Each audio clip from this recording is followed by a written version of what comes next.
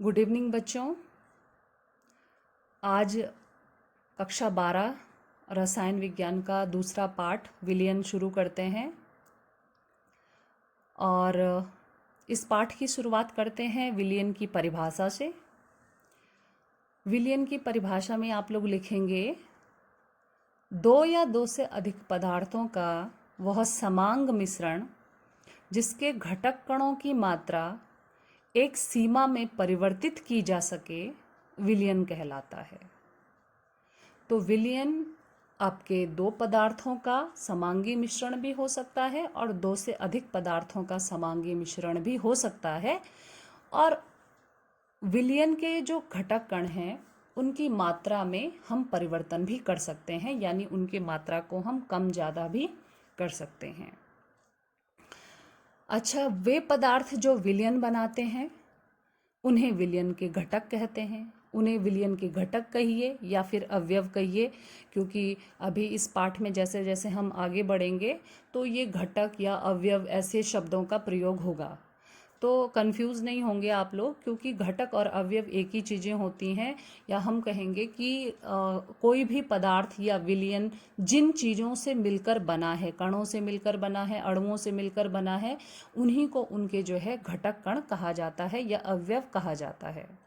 तो पदार्थ जो विलयन बनाते हैं वे विलयन के घटक कहलाते हैं। किसी विलयन में जो घटक अधिक मात्रा में उपस्थित होता है वह विलायक कहलाता है, और कम मात्रा में जो उपस्थित होता है उसे हम विलेय कहते हैं। तो एक सामान्य सी परिभाषा विलयन की ये भी बन सकती है कि विलयन विलेय और विलायक दोनों अवयव मिलकर या दोनों घटक मिलकर जो है विलयन का निर्माण करते हैं।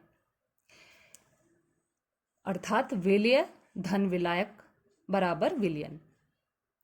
और किसी भी विलयन की भौतिक अवस्था विलायक की भौतिक अवस्था पर निर्भर करती है। यानी विलायक आपका ठोस अवस्था में है, द्रव अवस्था में है या गैस अवस्था में है, विलायक की अवस्था ही विलयन के अवस्था का निर्धारण करती है। क्योंकि अभी मैंने आपसे कहा कि विलयन के लिए दो चीज़ों का होना ज़रूरी है, विलेय और विलायक। विलेय कम मात्रा में लिया जाता है और विलायक जो है अधिक मात्रा में लिया जाता है। तो जो चीज़ अधिक मात्रा में ली गई है वो ही विलयन के अवस्था का निर्धारण करती है। इसके बाद चलते हैं विलयनों के प्रकार पे। तो अलग अलग प्रकार के विलयन जो हैं होते हैं और उनका प्रकार वो किस प्रकार के हैं यह निर्भर करता है विलेय तथा विलायक की भौतिक अवस्था पर। तो एक एक करके हम लोग देखेंगे कि यदि ठोस आपका विलेय है और ठोस ही विलायक है तो जो विलयन का प्रकार होगा वो होगा बेटा ठोस ठोस। और इसके उदाहरण हैं बहुत सारी मिश्र धातुएं। आपने देखा होगा धातुएं मिश्रित होकर मिश्र धातुएं बनाती हैं, जैसे पीतल एक मिश्र धातु है, कांसा भी एक मिश्र धातु है। दूसरा प्रकार है यदि ठोस विलेय है और द्रव विलायक है, तो जो हमारा विलयन का प्रकार बनेगा वो बनेगा ठोस द्रव। इसका सामान्य सा उदाहरण है चीनी या नमक। विलेय के रूप में आप लेंगे और उनको अगर आप जल में घोलेंगे, जल यहाँ पे विलायक की भूमिका में है, तो चीनी और नमक का जो जल में विलयन होगा वो आपका ठोस द्रव विलयन का उदाहरण होगा। इसके बाद यदि ठोस आपका विलेय है और गैस आपकी विलायक है तो जो विलयन का प्रकार बनेगा वह बनेगा ठोस गैस विलयन। उदाहरण क्या है इसके? जैसे आपने देखा होगा आयोडीन, कपूर, इन पदार्थों को जब गर्म किया जाता है तो ये ऊर्ध्वपातित हो जाते हैं। ये आपके जो है ठोस विलेय और गैस विलायक का उदाहरण है।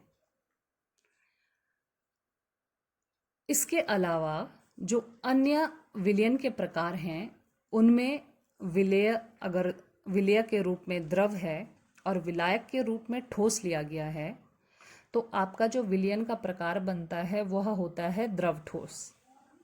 और इसका एग्जाम्पल है क्रिस्टल जल युक्त लवण, यानी लवण के क्रिस्टल्स हैं तो वो क्योंकि लवण के क्रिस्टल अधिक मात्रा में है तो वो विलायक हैं, ठोस हैं, और उसमें जल भी मौजूद है तो वो एक विलय की भूमिका में है।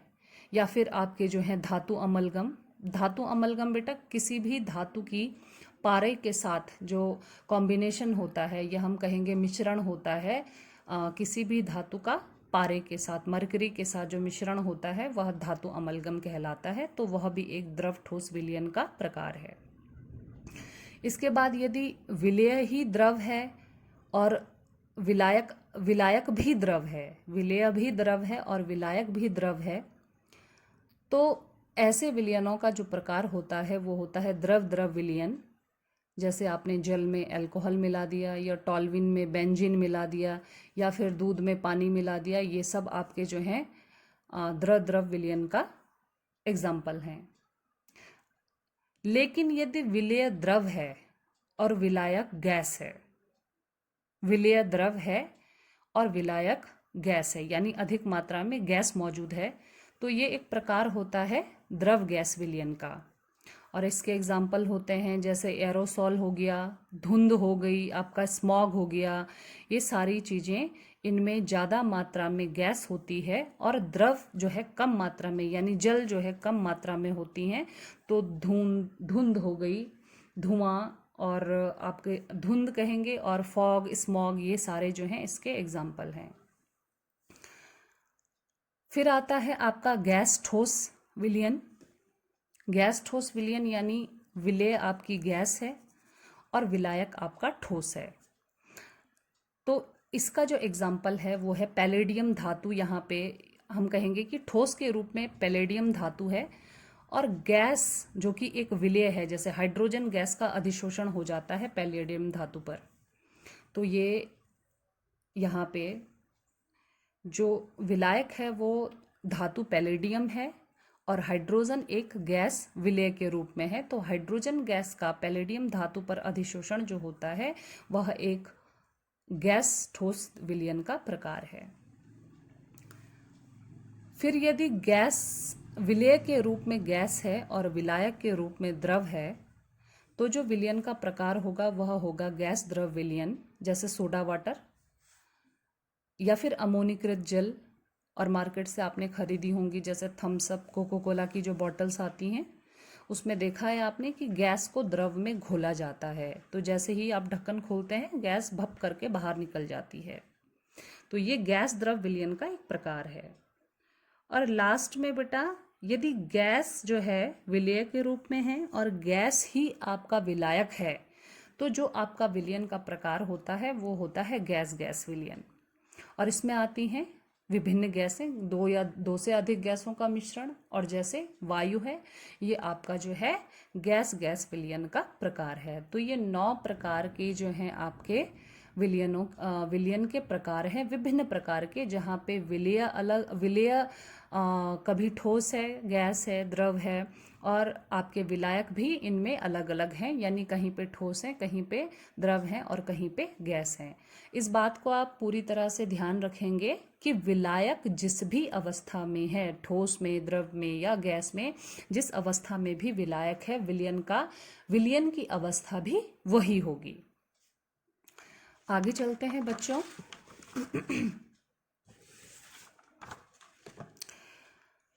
अब किसी भी विलयन में विलेय की कितनी मात्रा मौजूद है, यानी विलेय की मात्रा की गणना करने के लिए कुछ सांद्रता इकाइयां दी गई हैं। पहले तो आप समझेंगे सांद्रता क्या है। किसी दिए गए विलयन में उपस्थित विलेय की मात्रा उस विलयन की सांद्रता कहलाती है। अभी हमने कहा था कि विलयन 2 चीज़ों से बनता है, विलेय और विलायक से। तो किसी विलयन में विलेय की कितनी मात्रा हमने डाल रखी है या घोली गई है, वही विलयन की सांद्रता कहलाती है। और विलयन की सांद्रता कैसे निकाली जाती है, इसके लिए कुछ विभिन्न इकाइयां हैं, तो एक एक करके हम लोग पढ़ेंगे इनके बारे में। पहले आती है द्रव्यमान प्रतिशत। द्रव्यमान प्रतिशत को देखो आप, मैंने लिखा है, आपको दिख रहा होगा W/W, यानी वेट बाय वेट से भी लिखा जाता है। देखिए बच्चों, रसायन विज्ञान में आप द्रव्यमान कहिए या भार कहिए, ये दोनों चीज़ों में बहुत डिफरेंस नहीं होता है। ये इनका मीनिंग लगभग, रसायन में तो, फिजिक्स में इनका मतलब अलग होता है, लेकिन केमिस्ट्री में द्रव्यमान और भार लगभग जो हैं ये एक ही चीज़ को डिनोट करते हैं। तो W/W का मतलब वेट बटा वेट। क्या होता है द्रव्यमान प्रतिशत? 100 ग्राम विलयन में उपस्थित विलेय के ग्राम अणुओं की मात्रा को द्रव्यमान प्रतिशत कहा जाता है, और इसे भार प्रतिशत भी कहा जाता है। यानी विलयन 100 ग्राम, अगर आपने विलयन लिया है या विलयन के 100 ग्राम हैं, उसमें विलेय के अणुओं की मात्रा कितनी है, वो आपका जो है द्रव्यमान प्रतिशत को बताती है। विलेय का द्रव्यमान प्रतिशत बराबर विलेय का द्रव्यमान बटा विलयन का द्रव्यमान, और क्योंकि प्रतिशत है तो गुणा 100 से कर देंगे। इसके बाद आता है आपका आयतन प्रतिशत। आयतन यानी वॉल्यूम, इसको लिखते हैं हम V/V, यानी वॉल्यूम अपॉन वॉल्यूम। क्या होता है ये? 100 मिलीलीटर 100 ml विलयन में उपस्थित विलेय के मिलीलीटरों की संख्या विलयन का आयतन प्रतिशत कहलाती है।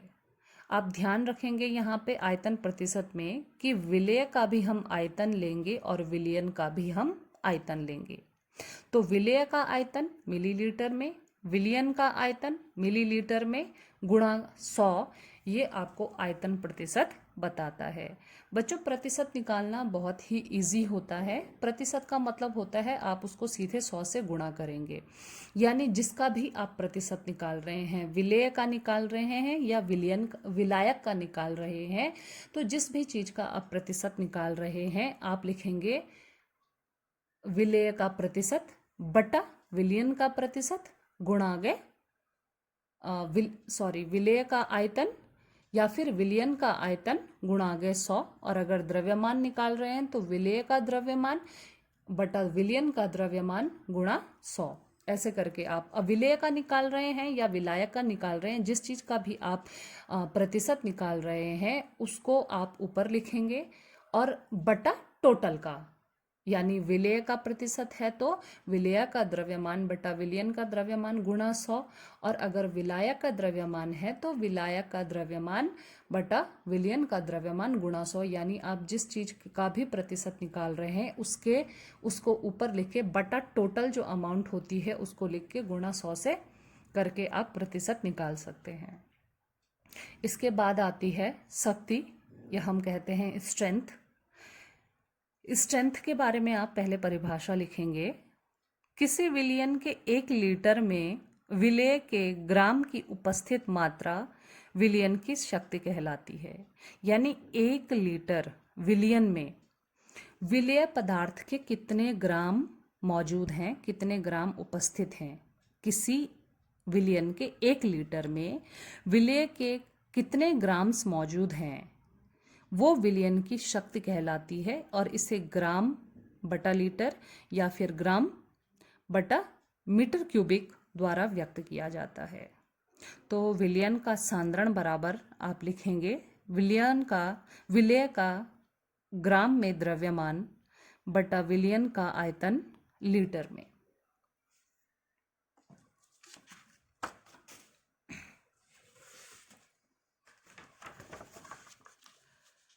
जो आपकी चौथी सांद्रता इकाई है वो है मोलरता, और ये मोस्ट इम्पॉर्टेंट टॉपिक है मोलरता।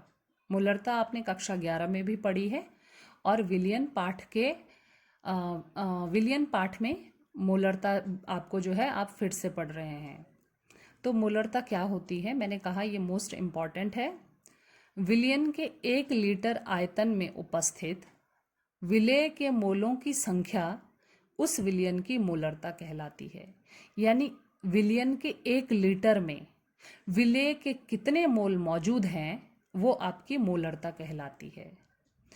विलयन के 1 लीटर में विलेय के कितने मोल यहाँ पे आपके जो हैं कण नहीं आ रहे हैं, यहाँ पे आ रहे हैं कितने मोल मौजूद हैं, ये आपकी मोलरता कहलाती है, जिसे कैपिटल M से व्यक्त किया जाता है। तो कैपिटल M बराबर होता है विलेय के मोलों की संख्या बटा विलयन का आयतन, लेकिन लीटर में। मोलरता की इकाई जो होती है वो होती है मोल पर लीटर, यानी मोल बटा लीटर या फिर मोल लीटर की घात -1। इसको थोड़ा सा हम जो है आगे देखेंगे। देखिए, यदि किसी विलेय के n मोल विलियन के v लीटर में उपस्थित हैं, आपने लिखा है ना m बराबर विलेय के मोलों की संख्या बटा विलियन का आयतन लीटर में। तो हम मानते हैं कि किसी भी विलियन में अगर n मोल मौजूद हैं, विलेय के n मोल मौजूद हैं और विलियन का आयतन v है, वॉल्यूम क्योंकि v से लिखा जाता है तो हमने मान लिया कि विलियन का आयतन जो है v लीटर है। तो m यानी मोलरता को हम कैसे लिखेंगे? m बराबर हो जाएगा स्मॉल n छोटा n बटा v लीटर में। n यहाँ पर जो है n बताती है आपके मोलों की संख्या। हमेशा याद रखेंगे बच्चों कि स्मॉल n जो होता है वो होता है नंबर ऑफ मोल्स, यानी मोलों की संख्या, और वो भी किसके मोलों की संख्या? विलेय के मोलों की संख्या। अब विलेय के मोलों की संख्या यानी n बराबर होता है w बटा m। w बटा m मतलब विलेय के मोलों की संख्या बराबर होता है विलेय का ग्राम में द्रव्यमान, विलेय का ग्राम में द्रव्यमान, या ऐसे भी लिखा होगा कि विलेय का ग्राम में भार, कुछ भी लिखा हो सकता है। तो कंफ्यूज नहीं होंगे, मैं पहले ही आपको बता चुकी हूँ कि केमिस्ट्री में द्रव्यमान और भार में कोई भी अंतर नहीं होता है। n बराबर होता है w यानी विलेय का ग्राम में द्रव्यमान, और बटा m यानी विलेय का अणुभार। अणुभार आप कैसे निकालते हैं ये आपको जो है पहले भी बता दिया गया है और दोबारा भी मैं बताऊंगी कि सपोज करो आपको NH3 का अणुभार निकालना है, तो उसके लिए आप क्या करते हैं? उसके द्रव्यमान संख्या को जोड़ते हैं, यानी नाइट्रोजन, जैसे NH3 का अणुभार निकालना है तो नाइट्रोजन का जो है द्रव्यमान वो होता है 14 और हाइड्रोजन का होता है 1, लेकिन NH3 में आपके जो है NH3 में 3 हाइड्रोजन होते हैं। तो आप करेंगे नाइट्रोजन 14, मैं यहाँ पे आपको करके बताती हूँ। अगर आपको NH3 का अणुभार निकालना है तो आप कैसे करेंगे? नाइट्रोजन की द्रव्यमान संख्या होती है 14, ठीक है, या कहेंगे नाइट्रोजन का भार होता है 14, और क्योंकि यहाँ पे जो है हाइड्रोजन है, हाइड्रोजन का 1 होता है, लेकिन यहाँ पे 3 हाइड्रोजन है तो आप इसको 3 से इंटू करेंगे और ये हो जाएगा 14 + 3 जो है 17। तो अमोनिया जो है, अमोनिया का अणुभार होता है 17 ग्राम। ऐसे करके आप जो है अणुभार निकालते हैं। तो नंबर ऑफ मोल्स जो होते हैं वो होते हैं भार बटा अणुभार, या हम कहेंगे द्रव्यमान बटा अणुभार। और अगर आपका जो है आयतन लीटर में ले रहे हैं, लेकिन अगर वो आपको ml में दिया है यानी मिलीलीटर में दिया है, तो मिलीलीटर को लीटर में बदलने के लिए उसको 1000 से भाग देना पड़ता है, डिवाइड करना पड़ता है 1000 से। अब ये दोनों चीज़ें ही आप अगर समीकरण 1 में रख देंगे, यानी n तथा VL का मान यानी v लीटर का मान, हमने लिखा ना कि v लीटर में है, आयतन लीटर में है, तो उसको मिलीलीटर में लिखेंगे। तो मिलीलीटर के लिए उसको 1000 से डिवाइड कर देंगे। अब यही दोनों चीज़ें अगर आप मोलरता की टर्म में रखेंगे, यानी मोलरता की आपके जो है समीकरण में रखेंगे, तो आप देखेंगे m बराबर हो जाएगा w बटा m बटा v ml बटा 1000। v ml यानी आयतन मिलीलीटर में। अब आपको मालूम है कि यहाँ पे जो है कैसे ये सिंप्लीफाई होता है, जो बटे में सबसे नीचे है वो सबसे ऊपर जाके गुणा हो जाता है, और जो उसके ऊपर है ये दोनों आपस में जो है गुणा हो जाएंगे। तो मोलरता बराबर हो जाएगा W गुणा आगे 1000 बटा m गुणा आगे v ml। यहाँ पे W जो है आपका वो विलेय का ग्राम में द्रव्यमान है, m आपका जो है विलेय का अणुभार है, और v ml आपका जो है विलियन का मिलीलीटर में आयतन है। अब किसी भी विलयन की जो मोलरता होती है वो ताप के साथ परिवर्तित हो जाती है। क्यों हो जाती है? किसी भी विलयन की मोलरता जो है ताप परिवर्तन के साथ परिवर्तित हो जाती है, क्योंकि जो V यानी वॉल्यूम, आयतन जो होता है ये ताप पर निर्भर करता है। कैसे ताप पर निर्भर करता है बच्चों? आपने देखा होगा कि जैसे ही हम किसी विलयन का ताप बढ़ाते हैं तो उसका आयतन भी बढ़ जाता है, क्योंकि उसमें जो घटक कण मौजूद होते हैं वो रैपिडली, वो तेजी से घूमने लग जाते हैं, या उनमें जो है कोलिजन बढ़ जाता है और वो वॉल्यूम को बढ़ा देते हैं, वो वॉल्यूम आयतन को बढ़ा देते हैं। तो आप कह सकते हैं कि मोलरता एक टेम्परेचर डिपेंडेंट टर्म है, यानी मोलरता जो होती है वो ताप पर निर्भर करती है। इसके आगे हम चलेंगे। मोलरता के बाद जो आपकी नेक्स्ट सांद्रण इकाई है वो है आपकी मोललता। मोललता क्या होती है? दोनों में बहुत ज़्यादा डिफरेंस नहीं है। विलायक के 1 किलोग्राम या हम कहेंगे 1000 ग्राम में घुलित विलेय के मोलों की संख्या को विलयन की मोललता कहा जाता है। नाम से ही अलग अलग है बेटा, पहली वाली मोलरता थी और दूसरी वाली मोललता है। इसको स्मॉल m, छोटे m से व्यक्त करते हैं, स्मॉल m से व्यक्त करते हैं इसको। और मोललता जो है ये आपकी होती है विलेय के मोलों की संख्या बटा विलायक का द्रव्यमान किलोग्राम में। आप देख रहे हैं यहाँ पे कि विलेय के मोलों की संख्या तो सेम वैसे ही है जैसे मोलरता में थी, लेकिन यहाँ पे विलयन नहीं है, विलायक का द्रव्यमान है, आयतन भी नहीं है, विलायक का द्रव्यमान किलोग्राम में। यानी मोललता बराबर विलेय के मोलों की संख्या और बटा विलायक का द्रव्यमान किलोग्राम में। तो इसको थोड़ा सा शॉर्ट में, यानी हम टर्म्स में जब इसको लिखेंगे तो हम लिखेंगे m बराबर n बटा W डैश, मैंने लिखा है W डैश यहाँ पे, क्योंकि यहाँ पे विलायक का द्रव्यमान मैंने W डैश से लिखा है, इसको समीकरण 1 मान लिया है। अब आप देखिए कि विलेय के मोलों की संख्या तो आपको पता है क्या होती है, विलेय का ग्राम में द्रव्यमान या विलेय का द्रव्यमान ग्राम में, और m होता है विलेय का अणुभार, या सिंपल हम कहेंगे कि W बराबर होता है भार, वो भार जो आपको दिया गया है, क्वेश्चंस में दिया गया होगा या फिर बताया गया होगा। तो n बराबर होता है विलेय का भार और m होता है विलेय का अणुभार। भार और अणुभार में अंतर होता है।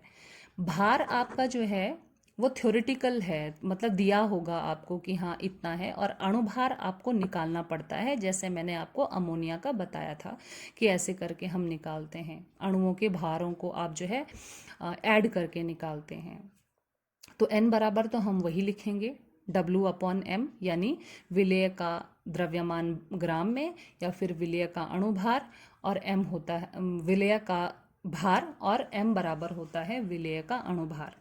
अब यहाँ पे W डैश जो है, ये W डैश आपका विलायक का द्रव्यमान है किलोग्राम में।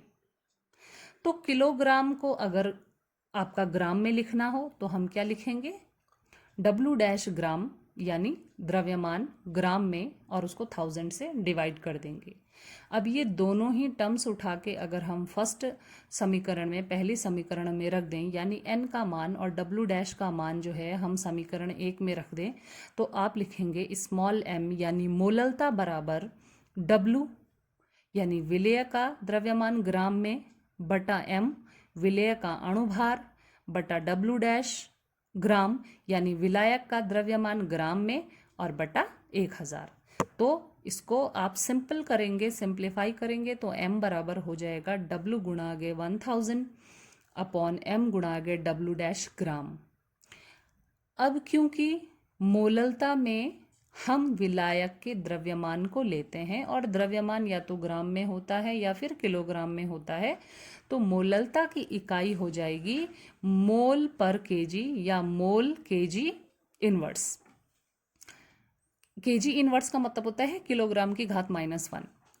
किसी विलयन की मोललता जो होती है, ये एक इम्पॉर्टेंट पॉइंट है कि किसी भी विलयन की जो मोललता होती है वो ताप पर निर्भर कभी नहीं करती है।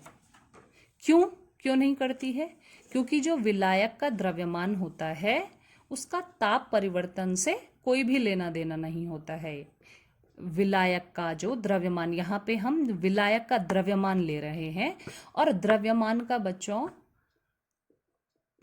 ताप से, टेम्परेचर से कोई भी लेना देना नहीं होता है। तो मोललता तक आप लोग अपनी कॉपी में नोट कर लेंगे। इसके आगे की जो सांद्रण इकाइयाँ हैं वो हम अगले वीडियो में आपसे शेयर करेंगे। तो अच्छे से पढ़िए और अच्छे से जो है अपनी कॉपी में, नोटबुक में आप लोग नोट करिए। धन्यवाद।